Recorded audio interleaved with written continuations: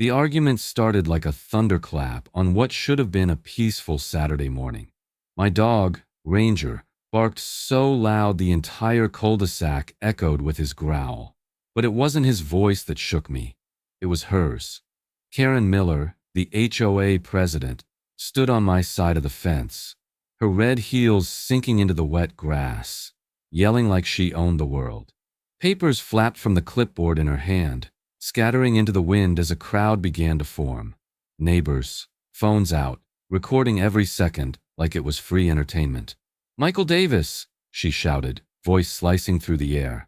"You violated Section 4A of the Community Covenant. This fence doesn't belong to you. It belongs to the HOA." For a second, I thought she was joking. I blinked, still gripping the handle of my lawnmower, the smell of gas and fresh-cut grass mixing in the air. "You're standing on my property, Karen," I said, trying to keep my voice steady. "That fence has been here since before your board even existed." But Karen's smirk only deepened. She turned, gesturing toward her vice president, Bob Jenkins, who was filming the fence line with his phone. "The board has reviewed the boundary. This structure falls within common area maintenance, which means," she pointed directly at me, her manicured nail trembling with rage, "it's ours now." The sound of murmuring neighbors filled the street. A few whispered my name. Others just shook their heads. The humiliation burned through me like wildfire. I could feel every stare pressing into my back. "Are you serious?" I said, stepping closer to her. "You can't just claim something because it's convenient. You don't own the dirt under my feet."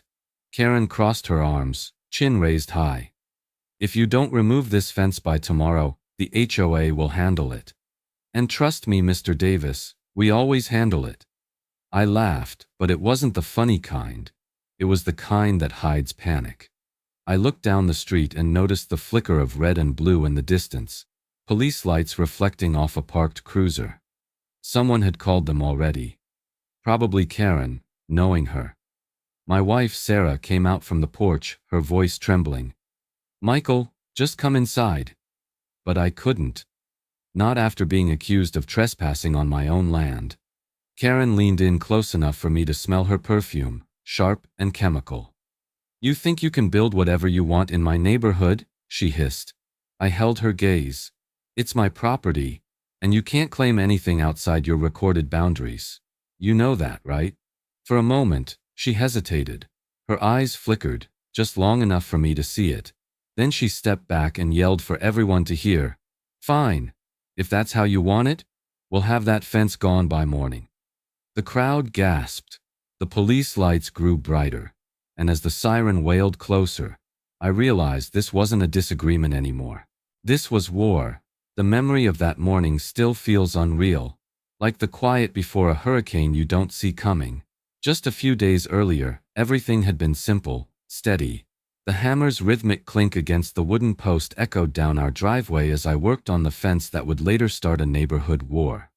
Ranger, my old golden retriever, lay in the grass beside me, his tail sweeping lazily across the dirt while Sarah hummed along to country music from the porch. The sun was warm, the scent of pine from the new lumber filled the air, and for once life actually felt good. That fence wasn't just a border, it was a symbol of every ounce of sweat I'd poured into this house. When we bought it 3 years ago, the yard was a mess. Overgrown weeds, half-broken gates, and a rotting post line that barely stood straight. I'd rebuilt every inch with my own hands, one nail at a time, until it finally looked like home. Sarah loved to tease me about how protective I was of it. "You'd fight a bear before letting someone touch that fence," she used to say.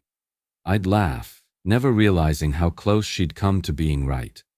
Across the street, our neighbor Linda watched from behind her lace curtains, same as she always did. She was the type who knew every HOA rule by heart and reminded everyone of it at Sunday barbecues. When I waved, she didn't wave back. Just stared, then disappeared into her house. It was small, but something about it felt off, like a whisper of trouble sliding under the surface. That night, Sarah and I sat on the porch swing, sipping lemonade as the sun went down. The street was quiet, the kind of peace you take for granted until it's gone. Then Ranger started barking, sharp, insistent. I walked to the fence and found an envelope wedged between the slats, stamped with the HOA logo. Inside was my first notice of non-compliance.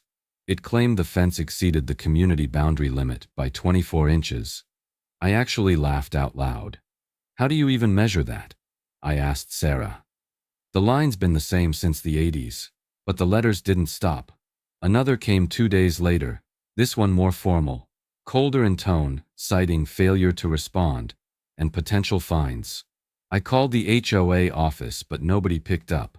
I emailed, no response. It felt like being poked from every direction by invisible fingers. By the end of the week, the peace that had once defined our home was gone. Ranger barked more often, Sarah grew quieter, and I started noticing cars slowing down by the fence, strangers taking photos. I told myself it was paranoia. Then one morning, as the dew still clung to the grass, I walked outside and froze. Pinned to the center of my fence was a bright orange paper that screamed in bold black letters. Final violation notice. The storm had found me. The knock came just after sunrise. 3 sharp bangs that rattled the front door like gunfire. Ranger barked from the hallway, his deep growl warning whoever stood on the other side. I wiped my hands on a towel and opened the door to find a tall man in a navy vest holding a clipboard pressed tightly against his chest. His smile was wide but hollow, the kind that doesn't reach the eyes. "Morning, Mr. Davis," he said, his voice slick and rehearsed. "Bob Jenkins. I'm with the HOA inspection committee." The word inspection hit me wrong. "You mean the people who sent me that orange notice?" I asked. Bob chuckled, ignoring the edge in my voice. "Just routine follow-up, sir. We've had reports of boundary violations, so I'm here to assess the property." He didn't wait for permission, just stepped off the porch and started toward my fence like he owned the place. The sound of his shoes crunching over my gravel made my blood boil. I followed him down the driveway, keeping my tone measured. "Do you have any paperwork for this visit? Written notice? Inspection order? Anything?" He stopped, turned, and tapped his clipboard. "This is all I need. The HOA authorizes visual inspections on any property within the community." I shook my head. "That's not how it works. You don't have the right to enter private property without written cause. You can stand on the sidewalk and take pictures all you want, but you cross this fence without permission, that's trespassing." For a moment, his polite mask slipped. The corners of his mouth twitched, and his eyes hardened into something colder. "You're starting to sound difficult, Mr. Davis," he said, scribbling something onto his form. "We're trying to help you resolve this peacefully." I stepped between him and the gate. "You want to help? Show me the boundary documents your HOA is using to make these claims." He smirked, flipping to a blank page. "Sorry, can't disclose internal documentation." HOA policy. My hands clenched. "So you're accusing me of violating something you won't even show me?" "Exactly." He slid a white envelope from his vest pocket and placed it on the fence post like it was evidence. "This is your official fine notice. You owe $5,000 for property encroachment. Payments due in 30 days. I laughed in disbelief, but there was no humor left in me. $5,000? For my own fence? Bob gave a mock shrug. "Failure to comply will result in enforcement actions. You might want to read the fine print." Then he turned and walked away, whistling, as if he hadn't just dropped a bomb in my front yard. Sarah came out just as I ripped the envelope open. The paper inside was thick and glossy, the kind used for formal warnings. In bold red letters across the top it read, "Failure to comply will result in demolition." The air around me felt heavy. The fence that once marked safety now looked like a target. The county records office smelled like dust and time itself, a mix of old paper, copier ink, and stale air that hadn't been fresh in years. The fluorescent lights above flickered every few seconds, giving the place a nervous heartbeat. I stood at the front desk, holding the HOA's fine notice like a piece of evidence from a crime scene. The clerk, a thin woman with gray hair and reading glasses, barely looked up when I asked to see the recorded plats for my subdivision. She pointed toward the back room. "Row 3, cabinet 4. Bring your parcel number." I walked through narrow aisles lined with steel drawers, each filled with yellowed maps and property records that told stories of decades past. My footsteps echoed off the tile as I muttered my parcel number under my breath, searching. When I finally pulled the right drawer, a gust of dust flew into my face. I coughed, then unfolded the fragile map, its corners crackling like dried leaves. That's when I heard a voice behind me. "You look like a man digging for buried treasure," it said. I turned to see a stocky guy in his 40s wearing a faded Carhartt jacket and a friendly grin. "Name's Eddie," he said, offering his hand. "I'm a local surveyor. Been working these plats for 20 years. You look like you need help." He wasn't wrong. I explained the situation, how the HOA claimed ownership of my fence, and how they were threatening demolition. Eddie listened quietly, then leaned over the table. "Let's take a look at what they think they own." He laid my subdivision map flat under a bright desk lamp, his finger tracing the red ink lines that marked each parcel. The sound of the paper crackling filled the silence as he adjusted his glasses. "See this?" he said, tapping a faint black line. "That's your deed boundary. And this thick red overlay? That's the HOA's common area." I leaned closer. The lines didn't overlap, not even by an inch. Eddie grinned. "Your fence is right here, well inside your property. They're bluffing, my friend. Recorded plats override any of those amateur HOA sketches they pass around. What's on record at this office is the law." Relief washed over me, but it was mixed with something darker, anger. "So they've been lying, trying to scare me into paying." Eddie nodded slowly. "Wouldn't be the first time. Some of these boards don't even know what they're enforcing." I snapped a photo of the plat with my phone, careful to capture the county seal. For the first time in weeks, I felt like I had solid ground under me again. But then Eddie frowned. "You said their community garage is just past your fence, right?" "Yeah," I said, glancing at the map again. He traced a new line and froze. "Well, you're gonna love this. According to this record, that garage," he paused, letting out a whistle, "is sitting about 4 feet inside your property line." The shock hit me like a jolt. I wasn't the one crossing boundaries. They were. The gavel slammed against the wooden table, the sound echoing through the packed clubhouse like a judge delivering a sentence. Every seat was filled. Neighbors, board members, even a few people who'd never attended an HOA meeting in their lives. They weren't here for community updates. They were here for blood. Karen Miller, dressed in her usual red blazer and pearl earrings, stood at the front of the room, radiating authority she didn't deserve. "Mr. Davis," she said, her voice dripping with false civility, "is here tonight to address his continued violation of our community boundaries." A low murmur rippled through the crowd. I could feel their eyes on me, each whisper slicing through my composure. My palms were slick with sweat, but I stood tall, clutching the printed copy of the county plat like a shield. Karen flipped through a folder of photos, my fence, my yard, even my mailbox. "This," she said, holding one up, "is what happens when homeowners think the rules don't apply to them. The board has determined that Mr. Davis's fence sits on HOA-maintained land." "That's a lie," I said, stepping forward. "You're showing pictures, not evidence. The county plat says otherwise." I placed the document on the table, pointing to the lines Eddie had shown me just days earlier. "This is a recorded survey from the county records office. It overrides whatever internal map you're using." Karen barely glanced at it. "Oh, those old plats are outdated. We've redrawn the boundaries ourselves to better fit the neighborhood layout." I felt the heat rise in my face. "You can't just redraw property lines, Karen. HOAs can't enforce unrecorded restrictions. You're making up laws that don't exist." The room erupted in whispers. A few people nodded quietly, but most just stared, unsure which side to believe.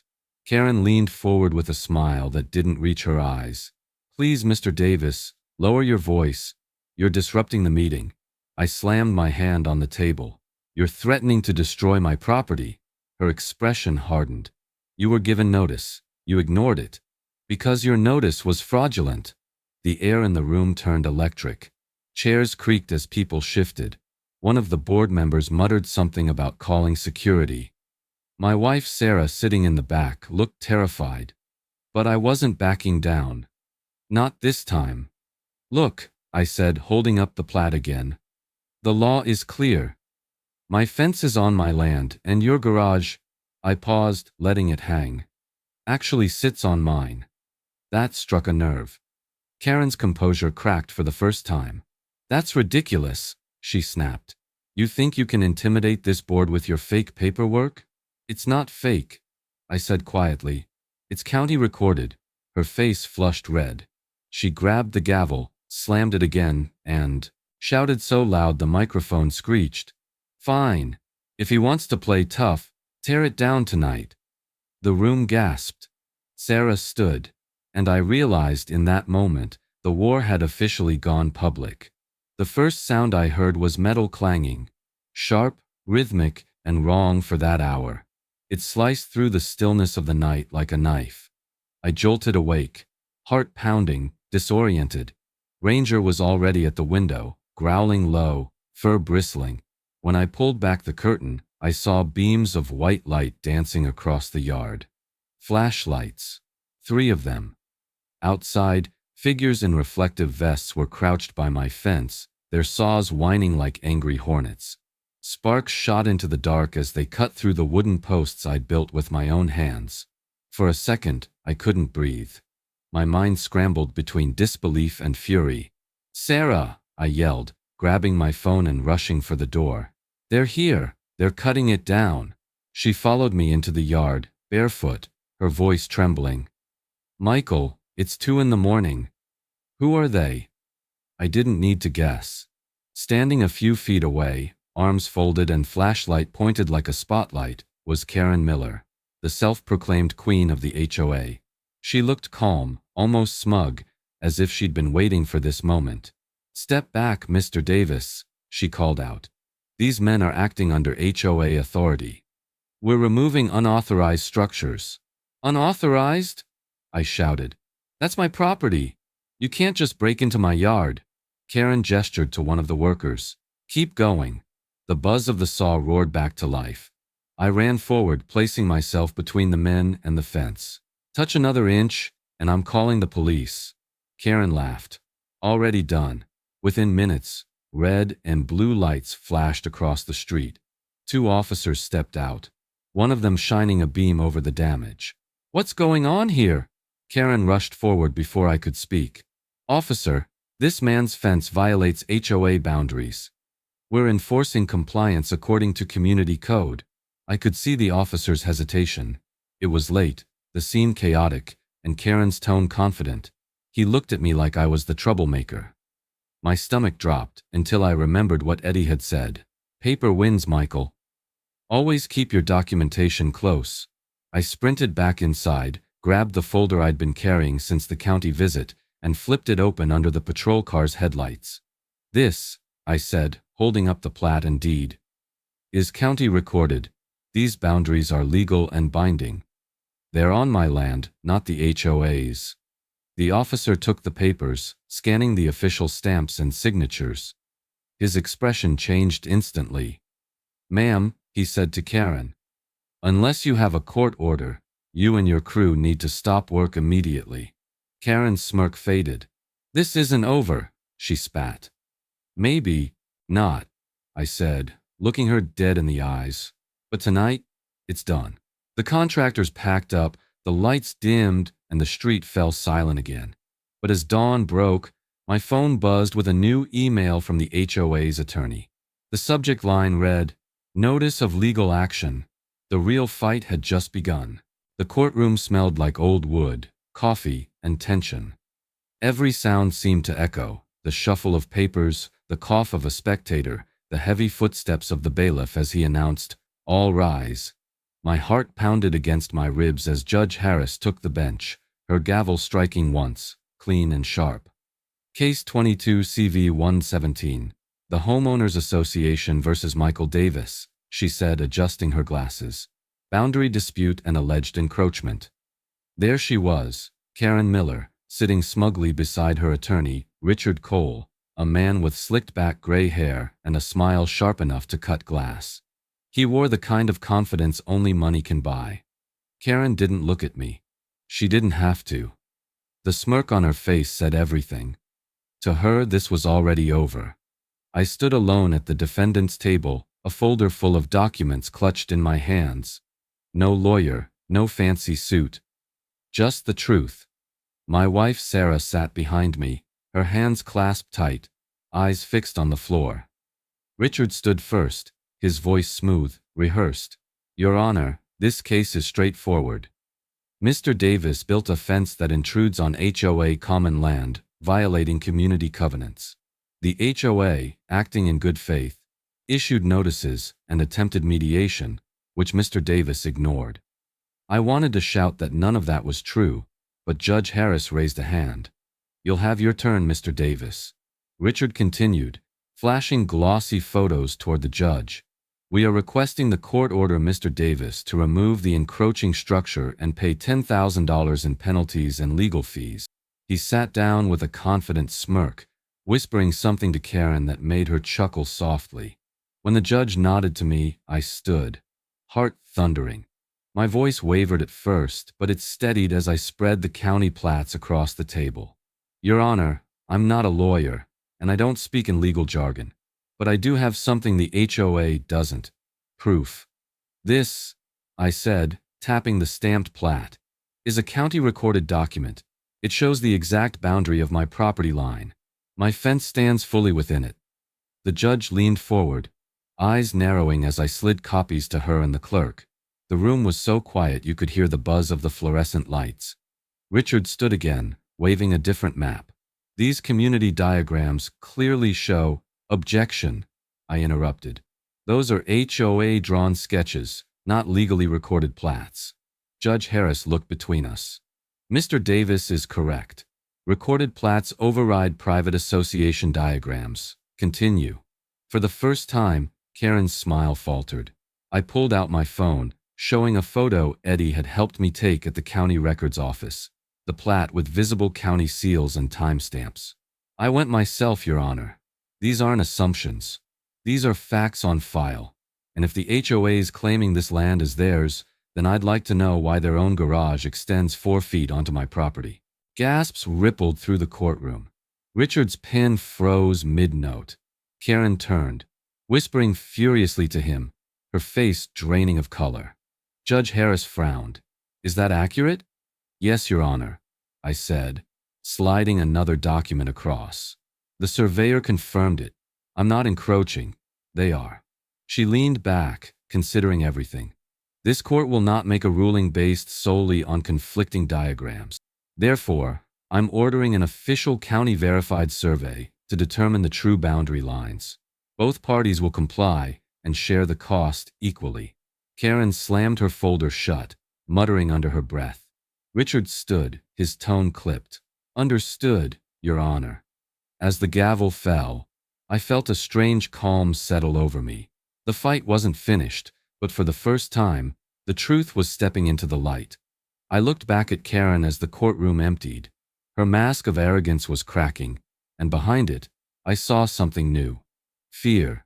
Because deep down, she knew what that survey was about to prove. The courtroom was packed again, but this time the air was different, tighter, heavier, almost electric. The entire neighborhood seemed to have shown up to watch the outcome.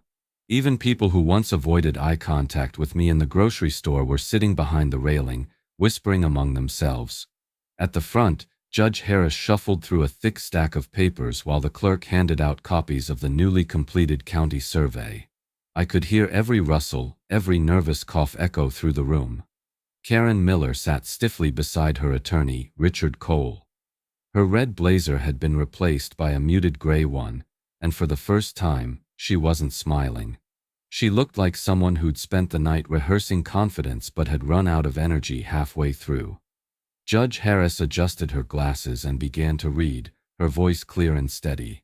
According to the county-verified survey conducted by Edward M. Larson, licensed surveyor, The structure identified as the Homeowners Association Maintenance Garage extends approximately 4 feet and 6 inches into the private parcel owned by Mr. Michael Davis.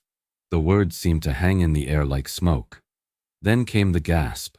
First from Sarah behind me, then from nearly everyone in the room. The silence that followed was deafening. I could see the color drain from Karen's face, her hands trembling on the table as Richard fumbled for words. "Your Honor, there must be a mistake," he said finally, his voice cracking. "That structure has been standing for over 15 years. Surely the county's data—" "The county's data," Judge Harris interrupted, "is the only data that matters in this courtroom." She set the papers down and looked directly at him. "You built, maintained, and insured a structure on land that does not belong to you."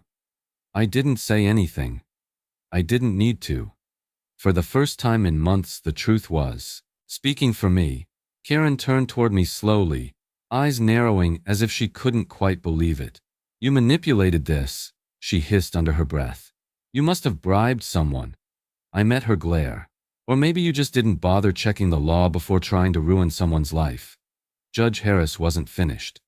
"Mr. Davis, you are fully within your rights to reclaim the portion of your property encroached upon by the HOA structure." A ripple of murmurs swept through the room. I heard someone whisper, "He owns part of their garage?" Another voice replied, "Looks like it." I straightened, feeling the months of humiliation and fear begin to peel away. "Your Honor," I said respectfully, "I'm not looking for revenge. I just want what's mine." "That's precisely what the law allows," she replied. "Under property statute and precedent, any structure encroaching on private land can be reclaimed or enclosed legally." Richard dropped his pen, rubbing his temple. "What are the HOA's options, Your Honor?" She leaned forward. "The association has two choices. Either vacate the encroached portion of land within 60 days or negotiate a fair purchase agreement with Mr. Davis. Failure to comply will result in a court-ordered removal of the structure." Karen's lips parted, but no words came out. Her entire empire of control had cracked right there under fluorescent lights and public scrutiny. I turned, catching Sarah's eyes. She smiled, that small, trembling smile I hadn't seen since before the nightmare started. The judge banged her gavel once more. "This hearing is adjourned." The crowd erupted into quiet murmurs, half shock, half satisfaction. Karen didn't move. She just stared at the papers in front of her as though they were her obituary. Outside the courthouse, as I breathed in the crisp air, a thought hit me like a spark. They had built on my land. That meant, for the first time since this war began, I had leverage, and I knew exactly how to use it. The knock came in the late afternoon, soft but deliberate, the kind that wasn't just asking permission, but testing patience. I opened the door to find Karen Miller standing there, dressed not in her usual power blazer, but in a pale blue sweater and jeans, pretending to be human. The fake smile on her face was so forced it almost looked painful. "Michael," she said, her voice syrupy sweet, "I think it's time we put all this unpleasantness behind us. Don't you?" I leaned against the doorframe, arms crossed. "You mean the lawsuit you lost? Or the part where the court proved your HOA built a garage on my land?" She gave a soft laugh, the kind that doesn't reach the eyes. "Oh, please. The judge didn't prove anything. It was just a misunderstanding between old maps and new development plans." 4 feet of misunderstanding," I said flatly. Her smile flickered for a second, then returned, even tighter. "Look, we both know dragging this out helps no one. The board met this morning, and we're prepared to make you an offer." She reached into her purse and pulled out a neatly folded piece of paper. "We'd like to buy the portion of land under the garage. For $500. I blinked, half in disbelief, half in amusement. $500? "It's a fair offer," she insisted, her voice edging toward condescension. "It's not like you're using that strip of land anyway. The HOA could just keep maintaining it, and everyone goes back to normal." I studied her face, not a trace of guilt, not even shame. Just that same smug tone she used when she first accused me months ago. Except now there was something else hiding underneath. Fear. Karen, I said calmly, you tried to destroy my property. You fined me $5,000 for something that wasn't yours. You lied to my neighbors. And now, after the court ruled in my favor, you want to buy my land for lunch money. She straightened. It's not personal, Michael. It's business. You don't want to be that guy who sues the HOA into bankruptcy, do you? I smiled. The first real smile I'd given her since this war began. You know what the difference is between you and me, Karen? You use threats. I use paperwork. Her eyes narrowed. What's that supposed to mean? It means, I said, holding up my phone and snapping a quick photo of her holding the offer letter, I document everything. Every visit, every word, every deal. Because you see, I stepped closer, voice low but steady. Never settle off record. Everything goes through the county. No shortcuts. Her smile vanished completely. You'll regret this, Michael. Maybe, I said. But you'll regret it first. She stormed off down the walkway, muttering something about non-compliance and community disruption. I watched her go, the folded letter still trembling in my hand. Sarah stepped out behind me, wrapping her arms around herself. What did she want this time? She offered me $500 to sell her the land under the HOA garage, I said, handing her the letter. Sarah's eyes widened. Please tell me you didn't. Of course not, I said, already pulling up the county website on my phone. I'm doing this the right way. Within the hour, I'd filed for construction permits. The plan was simple and legal. Build a new fence enclosing the 4-foot strip that rightfully belonged to me, which, incidentally, would block the HOA's access to half their garage. As the sun set, I watched the confirmation email arrive in my inbox. The permit was approved. Karen had tried to buy her way out of this. Instead, I was about to build a wall that would finally make her face the truth. The next morning, the neighborhood woke to the sound of drills, hammers, and shouting. The kind of chaos that turns every curtain into a stage curtain. My driveway was filled with a small crew of local contractors, their truck parked at an angle, toolboxes open, and fresh lumber stacked along the curb. The rhythmic pounding of nails echoed down the block as the scent of sawdust and cut cedar filled the air. For once, it wasn't the HOA making noise. It was me. From across the street, Karen's voice pierced through the hum of construction like a siren. You can't do this. You can't just build without board approval, she screamed, marching across the lawn in her robe and slippers, hair wild from a sleepless night. I didn't even look up from the plans I was holding. Actually, Karen, I said, raising my voice over the drill, I can. County approved, signed and stamped yesterday. Want to see the permit? I held up the document and watched her expression twist in disbelief. You're enclosing our garage, she yelled, pointing furiously toward the gray building that stood just a few feet beyond my old fence line, now right in the middle of the work zone. I smiled calmly. Correction. My land. Your garage happens to be on it. The judge was pretty clear about that.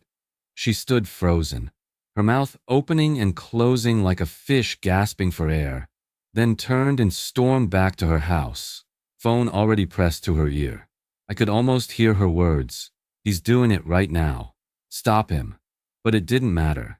The county inspector had already cleared the project. Every nail that hit the post, every board that went up, was one more reminder that truth beats arrogance. Every single time, neighbors began to gather near the sidewalks, pretending to walk their dogs or water their lawns. I caught a few nods of approval, even a thumbs up from Eddie, the surveyor, who'd driven by just to see the work. A few people even clapped quietly when the first section of the new fence went up, tall, solid, and clean, separating what was mine from what they had stolen. Sarah came out with 2 mugs of coffee, setting one beside me. Never thought I'd see the day, she said softly. Me neither, I replied, watching as the final posts went in. It's not just a fence anymore. It's proof. By noon, the crew had completed most of the structure.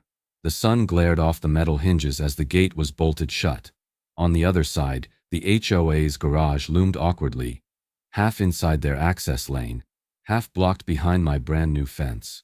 Their maintenance trucks were parked helplessly in the street, unable to reach the garage door that now opened to a wall of cedar panels. Karen came storming out again, this time with Bob Jenkins and 2 other board members in tow. "This is illegal," she shrieked. "You're obstructing community access." I leaned against the fence, wiping sweat from my brow. "Actually, Karen, private landowners have full control over access to their property lines. Remember? You lost that argument in court." Her face flushed crimson. Bob muttered something about calling the county, but even he looked defeated. One of the contractors, a big guy named Marco, leaned over and whispered, "Man, I don't know what you did to tick her off, but this is the best entertainment I've had all week." I laughed. "You have no idea." By the end of the day, the fence stood firm, clean, tall, and perfectly legal. For the first time in months, I looked at my property and felt peace instead of pressure. But as I locked the new gate and walked back inside, Sarah called from the window. "Michael, you might want to see this." I turned. 2 HOA workers were parked in front of the garage, staring helplessly at the fence blocking their only entrance. Their radios crackled uselessly. The HOA's operations were dead in the water. Justice had never looked this good. The courtroom looked different this time. Brighter, quieter, almost peaceful. The chaos that once filled the room was gone, replaced by the soft murmur of reporters and the clicking of cameras. At the front, Judge Harris sat with a faint smile as she shuffled through the stack of settlement papers before her. "I trust all parties are satisfied with the agreement?" she asked, looking first at me, then at the HOA's table. Karen Miller sat stiffly, avoiding my eyes. Her once perfect posture had wilted. The confident red blazer was gone, replaced by a plain gray jacket. Beside her, Attorney Richard Cole looked exhausted. His tie loosened, a resignation letter peeking out from his briefcase. The HOA's empire of arrogance had finally crumbled. "Yes, Your Honor," I said, my voice steady, strong, satisfied and grateful. Judge Harris nodded, signing the final document with a flourish. "Then it's settled. The Homeowners Association will pay Mr. Davis $30,000 in damages and legal fees. Additionally, the HOA board will remove any structures or signage on his property within 30 days. A few gasps echoed from the back rows. The media cameras clicked faster. The story had spread. The homeowner who beat his HOA at their own game. Karen shifted uncomfortably, eyes glassy.